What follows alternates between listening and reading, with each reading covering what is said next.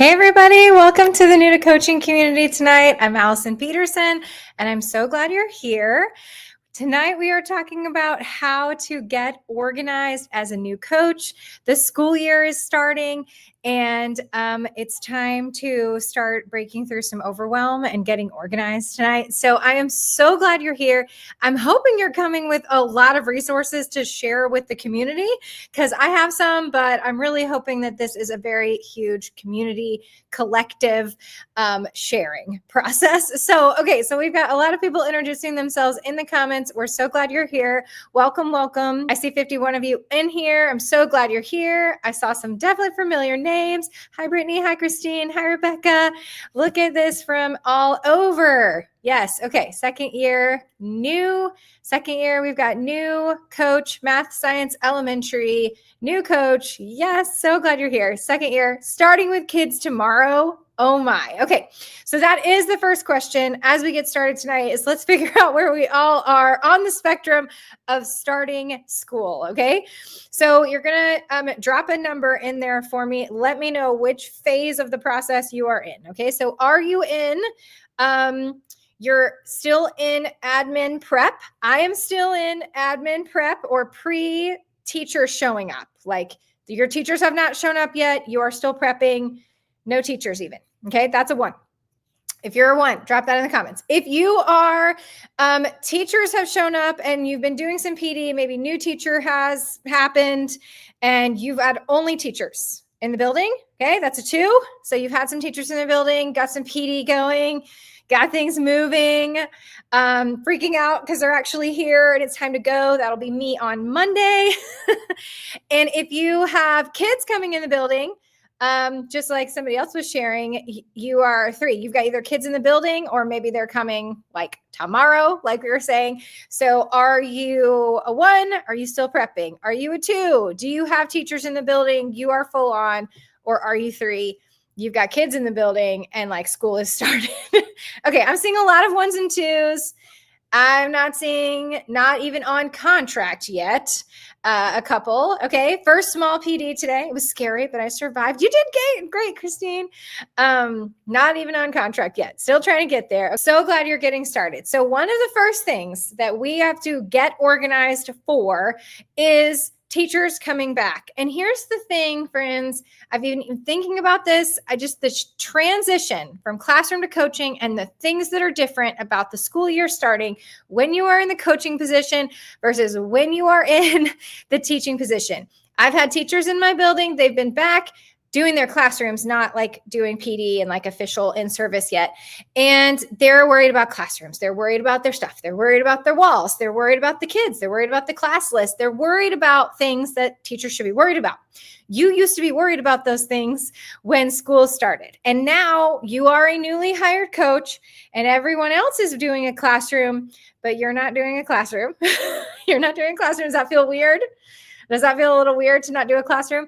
And you're worried about prepping for the teachers to come and teacher PD. The teachers are worried about the day that the kids show up. You're worried about the day that the teachers show up. Everything has shifted for you a little bit, and your busy time is going to be right here when like all the prep time leading up to the teachers showing up. Then the teachers show up for new teacher and in service, however many days you get of that, all the way up to the day when the kids show up. That's your busy time as an instructional coach. As a teacher, it is busy for you, but it's like you're waiting for the kids. As a coach, you are busy actually like this is it. This is your full on, you're training, you're working with teachers, everything. And then the kids show up and it is one of the weirdest days you will experience. I'm just going to give you a fair warning.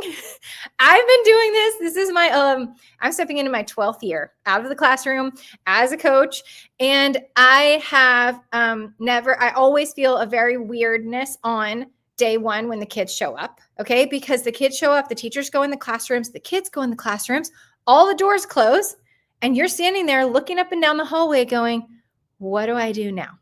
So one of the weirdest things to process as you transition, from classroom to coaching is the change in the first few weeks of school, just the busyness, what you're worried about, what you're trying to get organized for, how everything is really, really busy leading up to this moment that the kids show up. Everyone else is worried about the kids. You're worried about the teachers all of a sudden. Everything's just kind of shifted a little bit, and it's going to feel strange. So you're probably super worried about all the things that you need to be doing. You've got a checklist, you're trying to get organized, but you're also having this moment of like mental shift. Okay, so tell me if you are with me on that. I'm definitely seeing some comments. It feels so weird. Oh my God, yes, I even feel guilty, right? Bertha, you feel guilty that you are not setting up a classroom.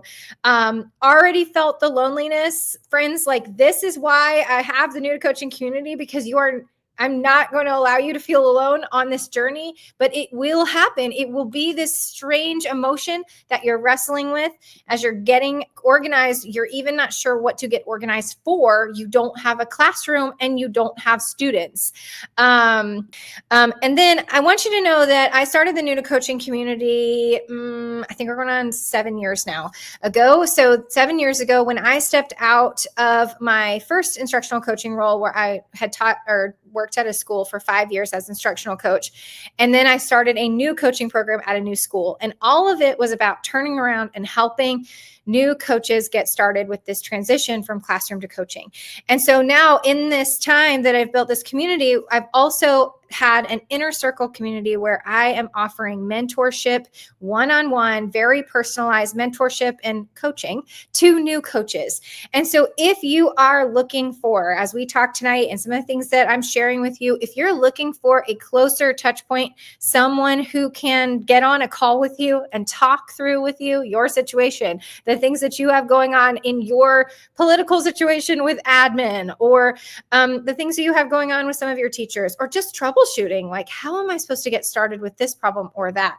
That is the mentoring program that I have. It's actually a year-long coaching and mentoring program. It also has a training component and a community component.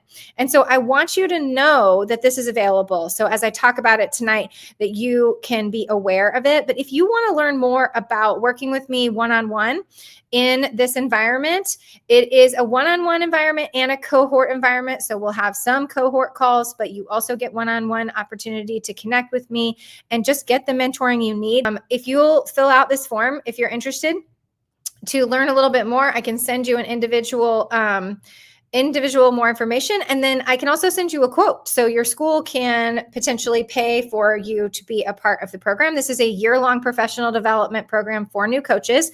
You know, there are workshops and things that you can go through. There are intensives. There are some other offerings. And so you might have your school pay for some of those. But this program is a year-long mentoring program with me and a cohort community of new coaches. And it's specific for newly hired coaches, first or second year coaches, really, who really want that close touch point and training as they go into the first year. But I want to make sure that you know, as I'm talking tonight, that that is available. It is actually my heart to get on a call with you one-on-one and talk to you about all the things you have going on.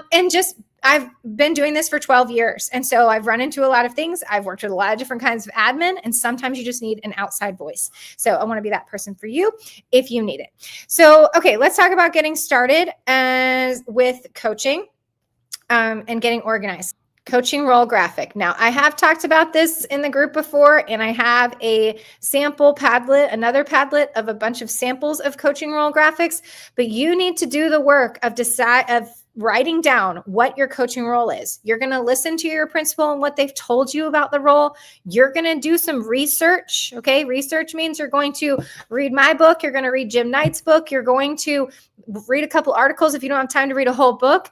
And you're going to think about what your coaching role is and put it into some kind of visual graphic to represent your role so that you can have clarity around what am I getting organized for. I'm not going to spend a ton of time on this, but this is the reason that I have the word instructional in all of these, except learning facilitator, is because one of the things you need to do when it comes to figuring out how to get organized is to figure out, what am I getting organized for? You're getting organized for helping teachers with instruction. And you have to really start keeping that umbrella as the focus area so that you do not lose the fact that you're supposed to be working on curriculum, instruction, and teacher growth and professional learning that goes to all of those things. So if you find yourself doing a lot of other things that are outside of instruction, curriculum, and teaching and learning, then you're going to need to pull out your graphic again and start talking to principals about what you need to be working on. So one of the things you need to know is, what are you getting organized for? The work that is instruction and academic focused. Kyoko says that she is working on hers. She posted hers today, but she's still working on it a little bit. So that's great. I just know you are going to do a great job and trust it. We just need to know there are more expectations. Oh yeah. You're saying, Sherry, that this is what they said to you, right? This is what they said to you. Oh, you're going to do a great job. I trust you. And you're like, but what do you want me to do? Okay. Right. This is what happens. So you need to know that you need to get some clarity around your role, so that you can start building a schedule that is going to give you the time to do the work that you want to do. And then the other thing is that you need to figure out, who are you getting organized for? When you are a classroom teacher, you had a list of students who were yours, and they were coming into your environment in your little mini world that you created for them every day. And you knew who they were, and you were getting prepared for them. Now you have to get prepared and organized for your teachers. They are your new students. They are your new people that you need to be thinking about how they grow, how they're growing, where they are, what kind of things you're going to be working on them with, and what kind of things documenting your work with them. So one of the most simple ways to get organized, and you guys might be like, Allison, I've already done this. Okay, so maybe you're just amazing and you've already done it, but I want to be simple because you're a new coach and you may be thinking about all the other checklist things you need to do. You need to start by making a list of all of your teachers and starting to make some notes about all the ones that you've met. If you are coming into an environment where you know no one, because you did not transition internally, maybe you started at a whole new school, you need to start figuring out faces to names, what they teach, where they are, where's their classroom. It seems simple, but one of the things you've got to do is start orienting yourself to the people who you are about to be 100% focused on. If your coaching role is set up the way that it should be, you are not focused on any students. You're not doing intervention. Your people are these teachers. And so making a list, it seems so simple. I like using Google for this. That's just my personal opinion. But in Google, you can just hit that @ symbol and get the project manager and start making a list of all of your teachers and doing some drop downs and building a little list out of tracking your teachers. Just the same way you used to track your students and their data, you're starting to build something that is a place for all of their names and all of the things that you're learning about them. The first few things you're learning about them is what they did this summer, how many kids they have, and what their favorite thing is. Maybe they're a grandma. These are things that you are going to start wanting to write. You are going to want to start writing down. Seems a little bit crazy, like, Allison, I'm taking notes on their personal life.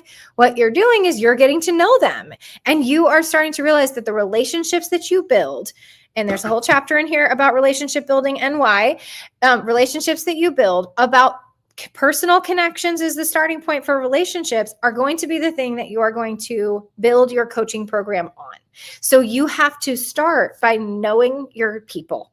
And what do you need to get organized around?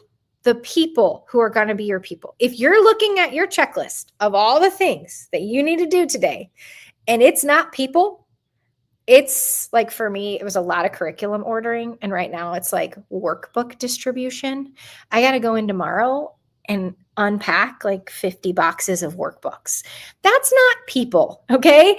But it's on my checklist. I still have to do it. But here's what I'm thinking about when I'm unpacking 50 boxes of workbooks. If the teachers are in the building, which some of them have come in, I am going to stack those workbooks, walk them to classrooms, and hope and ask and look for a conversation with that teacher about how it's going with her. And I am going to make sure that if I've got to do all this work with a workbook, I'm going to go see that teacher face to face in person and give them to her with the hope of a connection point that could turn into, hey, do you want any help with this math workbook? I mean, I know you're new and you haven't had a chance to look at it yet. Like, how can I connect that work I'm doing that is workbook distribution to face-to-face interaction with teachers? And then if they're not in the building yet, I'm going to make a stack of all of their stuff and wait till they personally show up. Or if I need to go deliver it to their classroom, I'll swing by their classroom and say, hey, I left all that stuff on your desk. I want to make sure you saw it. How can I get personal connective touch points with teachers? That's what you need to get organized about. If you don't need a list for that, amazing. I don't always need a list for that, but I don't have that many teachers. You may have a lot more than I do. So how can you be thinking about organizing yourself around your new people, who they are, what they need, where you're going to connect with them, and the last touch point you had with them, and the next touch point you hope to have with them. Do y'all know that little strategy, the like 2x10 strategies with students? If somebody knows this better than me, I always seem to get it wrong. But it's like 2 minutes, 10 days in a row or something like that of trying to connect with students. But you don't have to use that exact strategy, but it's that same idea. Like, how can you connect with these teachers face to face as often as possible? And if you need to write down and make a plan and put in your calendar to do it, it's more important than anything else on your checklist when it comes to building relationships with teachers. Okay, sorry. I taught in my building for 25 years. You're amazing, Rebecca. So hopefully that is still an opportunity to start shifting their brain from you being this teacher they've known for 25 years to being their instructional coach. You're going to still have to, that's actually a harder shift sometimes because they have trouble seeing you in a new capacity. So it's sometimes if that is going on. Last year's yearbook starts screen grabbing photos. Aren't you so smart? Which meant I had to jump in, triage, support whatever I needed without laying the foundation, setting the tone from the start. But this year's going to be different, Sherry-Ann. Yes, it is. Starting from the beginning, bunch of new teachers.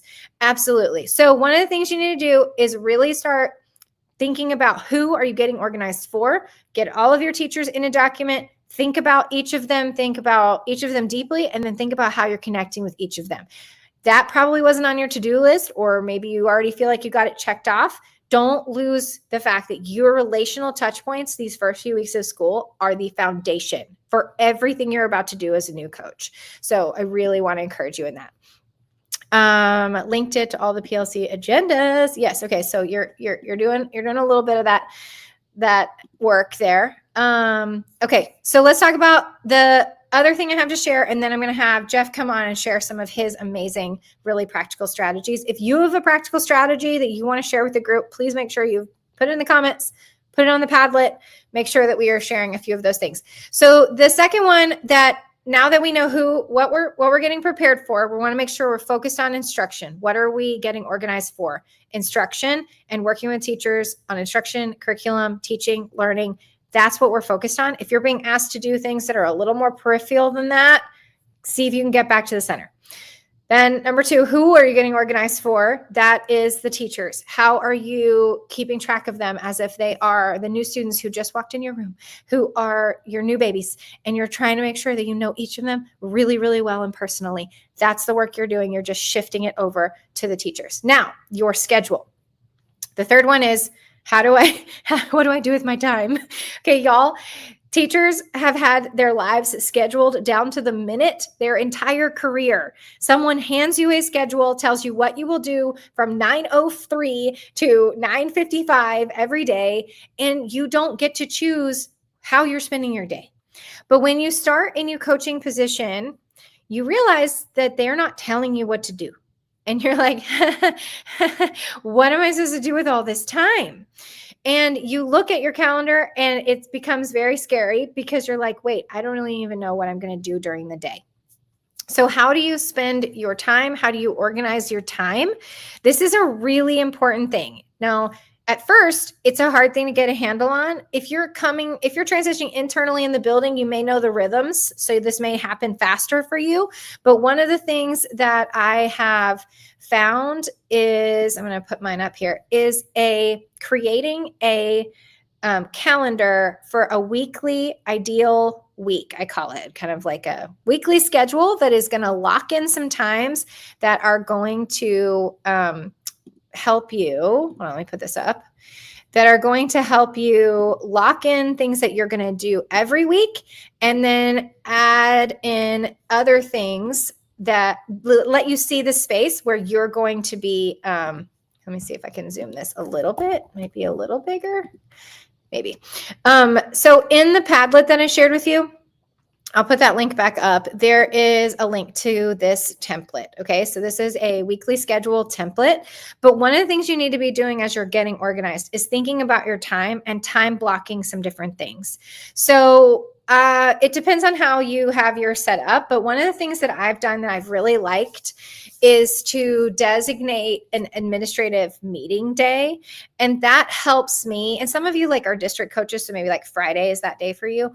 But for me, Mondays has been a great day where I have standing meetings with my principal. You should have, when you're organizing your time, you have to have time with your admin and time with your teachers. So you should have a standing meeting with your principal every week. Even if it gets canceled, you still try and get it on the calendar, and it becomes a rhythm for you and for the principal. I have 2 principals this year. I have 3 actually. So I will have my standing meetings, and I will try to have those on Mondays, so that on Mondays, that's a harder day to coach teachers, in my opinion. They're coming back from being on the weekend. They're still getting organized some days. So it's not a bad day to go ahead and take as the admin meeting day. But I block in those meetings, and then I can start to see, okay, these are times that I have coaching open. And as you keep going across, you can think about other things that you're blocking in. Like I also block in the weekly meetings once a week with each of my grade level teams. And then I start putting things like middle school check-in in there, because it's really easy to forget about one of my buildings when I'm super busy on one building. And so then I need to start building in, okay, this time every Tuesday, I'm going to start my day over in middle school, and I'm going to make sure that I have an opportunity to connect with teachers over there. So you start organizing your time around connections with teachers and instruction and the ways that you're going to work with teachers. Start blocking in those times if you can. And then you'll start to see where you have time for one-on-one coaching in between. And so this template, I have a template that you can grab that is just a Google sheet like this that you can think about for your schedule and start building it out. You can also just do this in Google Calendar, which is what I kind of find myself doing in a more organic way, is I just start putting those weekly meetings on my calendar, and then I start to see that the week starts repeating and my flow starts to kind of come together. Okay, y'all, so let's take a quick look at this Padlet before we sign off here. I want to make sure that you see all the tools that are on here. So one of the things that is also going to be helpful for you if you are trying to get started is I do have a Getting Started online course. If you want the 10 videos that are going to walk you through all the ways that you can get started as a new coach and get organized, I have the sample coaching graphics are on here. I have 4 steps for introducing yourself to faculty, some other cute examples that others have shared. This is some of Jeff's resources that he shared with you. This is the template that I shared with you tonight. This is a Google Tools and Microsoft Tools checklist. And I do have a video that may or may not be linked here that I will add where Casey Watts and I went through and did some organizational Google tools. So you can go a little deeper if you want that. And Jeff has posted a couple other resources for you. So you have got a lot to start here. And I hope that you will add some things to this Padlet yourself and resources. And if you have found that the New to Coaching community and, the book Kickstart Your Coaching and the materials that I've shared here is something that you connect with, then we can work together one-on-one in a really personal way. And it is truly my joy to connect with new coaches. It is something that I love doing. I love the work of the work we do for the whole school year. Actually, let me just show you that real quick so you can see. So it's a year-long program, because what we're doing is I'm going to be providing you training resources that are my videos that go through the whole year, that kind of drop just when you need it. Okay. So like the things you need the most right now, I know what those are, and I have all of that ready to drop for you each week. We're talking about preparing, getting organized. We're talking about how to meet with your principal, how to introduce yourself to faculty, all of the things that you need at the beginning. And then very quickly, as we move into September, we'll do a book study on Kickstart Your Coaching Cycles inside of this community. And that will be the 6 to 8 weeks of, really more than that, 10 weeks, working on how you can get to one-on-one coaching with teachers. So that'll be timely. That'll be the time that you start coaching. You get through PDs, you get through in-service, it's time to start one-on-one coaching. Then as coaching slows down around the holidays, around November, December, you would be surprised at how strange it is that nobody wants coaching anymore. And so we actually step back and do some self-reflective work. We talk about personality types. We work on things like Enneagram, Working Genius, doing some deep dive work into reflecting on how the first semester has gone and how you want to grow as a coach personally, and then how you can be a better coach when you start in January. Then come January and the spring, we focus on leading from the middle, which is leadership studies. We have several books that we read, but one of them is all about change management. And then the other one is all about leadership. So we focus in on the things that you need to be doing to help move those initiatives forward that we were just talking about. If your job is to help move initiatives forward, you have a lot of things, and you are in the middle of everything. You are a connection tool. You are like the connecting glue between everyone. So I teach you how to lead from the middle. And then as we walk into the summer, we really start reflecting on the whole year and then designing our coaching program starting for the new year and resetting goals. And just the work we do in the summer is deep, because we can step back and go, okay, I know what the first year was like. Now I'm ready to start year 2. So sweet Casey Watts has one of the people. Hi, friend. It's great to see you. I sent you a polo today, by the way. Casey has been a part of my community for the 6 years that I've had it. She is one of the founding members, and I'm so, so thankful for her friendship and the way that she coaches me back. So the relationship is reciprocal. Casey says it's 100% worth it. Allison is so relatable, a phenomenal coach of coaches, and you'll find that it's not only helpful for growth as a coach, but life in general.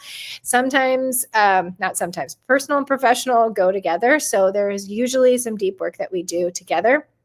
And if you are someone who is looking also for a faith-based environment, I do work out of my faith and sharing what has been my help for me in my journey as a coach was to lean on the Lord. And that has been something I share a little bit about in the book, about the calling that I feel like God put on my life.